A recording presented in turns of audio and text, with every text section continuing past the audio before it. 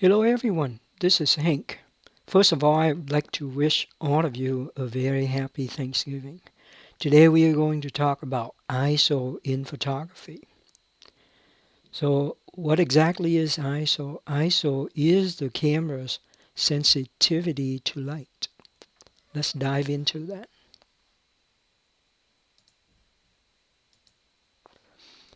Okay, as we often talk about the exposure triangle, exposure triangle is basically three factors that determines correct exposure, namely is aperture, shutter speed, and ISO. Correct? All right, so today we're going to talk about ISO. We already have a video on aperture and another video on shutter speed if you can care to catch them.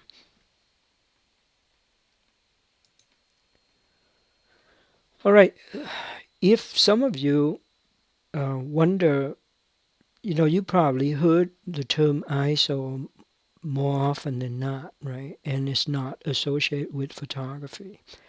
And for example, when you buy any products, especially from China, because China is eager to say that hey, they meet a certain international standard. So companies often say that hey, I'm ISO 9001 qualified. My products are ISO so and so and so. A lot of that. And you might wonder if that ISO, does that have anything to do with the ISO in photography? And the answer would be yes and no. Okay, the yes part comes from that ISO, the term is the same. ISO stands for International Standard Organization. The name suggests that this organization maintains the standards for international standards for almost everything, especially products that the world makes, right? So the ISO in photography is no different. It is governed by an ISO standards called 12232, 2006. 2006 signifies the year that the major version of the standard was published.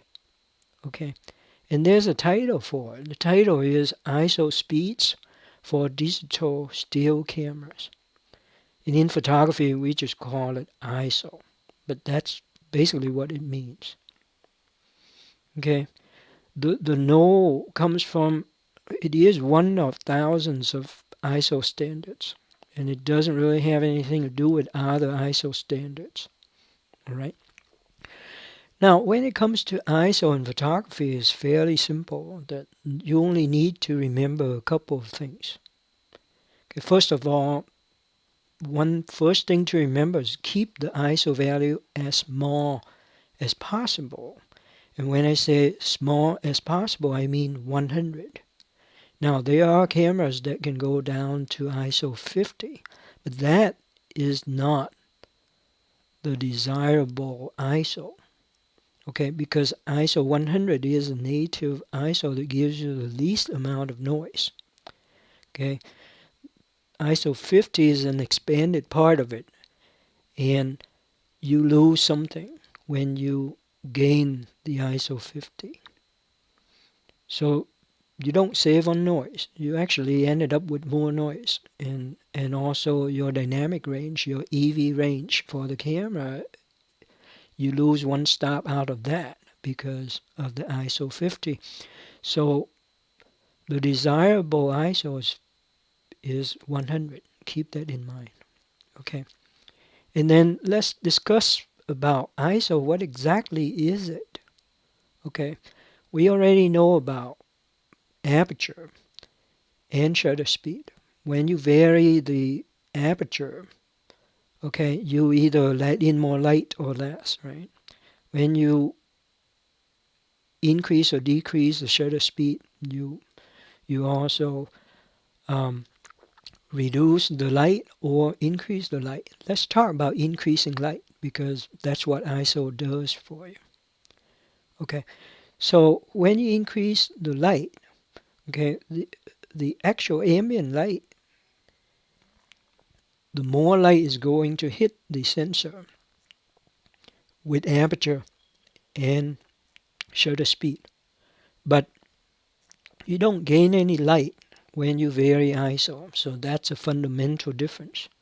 Okay, what the ISO value does is that, for example, if you have ISO 100 and you want to brighten the image, what you're doing is that you're not increasing the amount of light coming into the sensor at all. Rather, you take the existing light that hit the sensor, okay, and you tell the camera, hey, increase the electronic gain of the sensor to make it look brighter. So basically you artificially brighten the picture by changing the electronic gain of the sensor. Okay, so basically you don't get something like that without a price. You got to pay a price for everything you do. And in the ISO case, okay, as you increase from 100, like say you go from 100 to 200, you basically double the brightness of the photo by electronic gain. And in return, you introduce a certain amount of noise into the picture. So that's the price to pay, is the noise. So, and as you increase it to, like say, 100,002, then you get more noise in the system, right? So again, keep in mind, keep ISO as low as possible, which is 100. You only increase it if you have to do what? To maintain the correct exposure, right? Okay, of course, as with anything in photography, right, you can control the ISO value. So you can set the ISO value yourself, or if you don't have time or you don't want to, or whatever reason, you can also tell the camera to do it for you, which means you put it in auto ISO. All right? Okay. So here I just give you a quick example of the ISO. And in this picture, ISO was 100. Okay, so you notice here in the dark area here, it looks fairly clean. Background fairly clean. Now, the next picture show you the same picture except with ISO 25,600. As you can see, a lot more noise everywhere, but here is easier to see. Even easier to see is here. Okay, if I decrease it back to 100, you will see a huge difference in noise. Okay, so the noise here is the price that you pay for increasing the brightness of the picture. But to maintain the correct exposure, sometimes you need to. You cannot help it if you don't have enough light. Okay, so you use ISO other than 100 only if you have to. So that's the only thing to remember. Then you will be fine. Okay, with that, I'd like to thank you very much. Again, I want to wish you a very happy Thanksgiving.